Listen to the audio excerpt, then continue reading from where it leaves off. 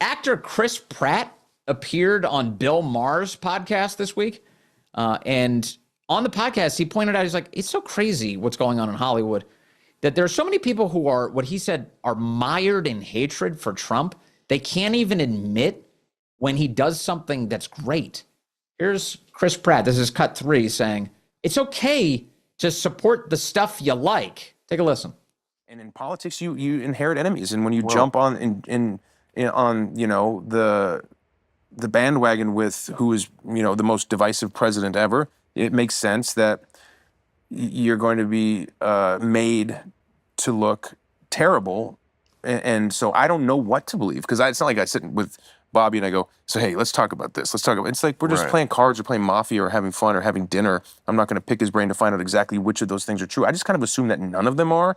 And for the most part, I wish him well, man. I hope there's certain things that he oversees that seem to be supported in a bipartisan way, like getting terrible toxic stuff out of our kids' food. I think that's a great thing. And so if you do that, that's amazing. I'd hate to be so mired in hatred for the president that any success from his administration is something I'd have an allergic reaction to. Yeah. To be like, oh, well, if they do it, I don't want it to happen. I'll put Clorox in my children's cereal myself.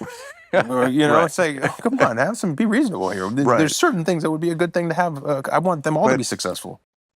Look, you could even hear it. There's a little bit of eggshell walking going on with his commentary, but the point is he does not have Trump derangement syndrome. He's perfectly happy when Trump does stuff that he agrees with, which is a normal person's reaction to the Trump presidency. It should be anyway.